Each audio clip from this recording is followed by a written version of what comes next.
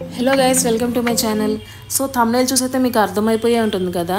Yes, నా ఛానల్కి YouTube video copyright strike అయితే పడింది. అసలు అది ఎందుకు పడింది, ఎప్పుడు పడింది అండ్ తర్వాత నేను ఏం చేశాను అన్నది నా ఎక్స్పీరియన్స్ ఈ వీడియోలో మీతో షేర్ చేసుకుంటాను.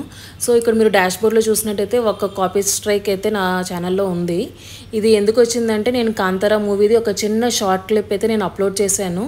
అంటే యూట్యూబ్లో అన్ని చోట్ల క్లిప్స్ ఉన్నాయి కదా. సో 10 సెకండ్స్ 12 సెకండ్స్ వీడియో అయితే కాపీరైట్ స్ట్రైక్ రాదు అనే ఉద్దేశంతోనే నేను అప్లోడ్ చేశాను. కానీ దానికైతే కాపీరైట్ స్ట్రైక్ వచ్చింది. సో నేను వెంటనే అయితే వీడియో డిలీట్ చేసేసాను. అండ్ ఇక్కడ కాపీరైట్ స్కూల్ అనేది ఒకటి క్విజ్ అండ్ ఒక షార్ట్ వీడియో ఉంటుంది. ఇది అవసరమా అంటే ఖచ్చితంగా ఇది అవసరమే.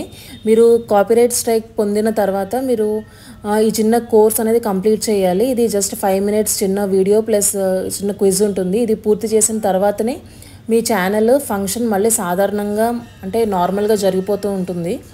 సో ఇది సబ్మిట్ చేశాక ఇక్కడ చెక్ ఆన్సర్స్ అనేది ఉంటుంది. ఇక్కడ మీరు ఆన్సర్స్ చూసుకోవచ్చు, మీరు కరెక్ట్గా ఇచ్చారో లేదో అని. సో కరెక్టా ఇన్కరెక్టా అనేది ఇక్కడ మీకు గ్రీన్ కలర్లో కనిపిస్తుంది కదా, ఇక్కడ చూడొచ్చు.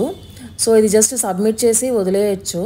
ఇంకా మళ్ళీ రిటర్న్ టు స్ట్రైక్స్ వెళ్ళాక ఈ కాపీరైట్ స్ట్రైక్ అనేది మీకు ఎన్ని డేస్లో ఎక్స్పైర్ అయిపోతుంది నార్మల్గా అనేది ఇక్కడ కనిపిస్తుంది. అంటే 90 డేస్లో మీకు ఇంకొక స్ట్రైక్ కనుక రాకపోతే ఇది పోతుందన్నమాట మన ఛానల్ నుంచి.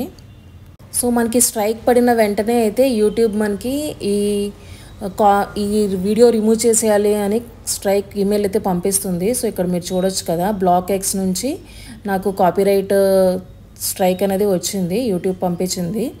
సో వెంటనే అయితే నేను వీడియో డిలీట్ చేసేసాను. మీరు ఈ స్ట్రైక్ రిమూవ్ చేయాలంటే డిఫరెంట్ ప్రాసెస్ అయితే ఉన్నాయి. దానికి నేను సపరేట్గా అయితే ఒక వీడియో చేస్తాను. Thanks for watching the video.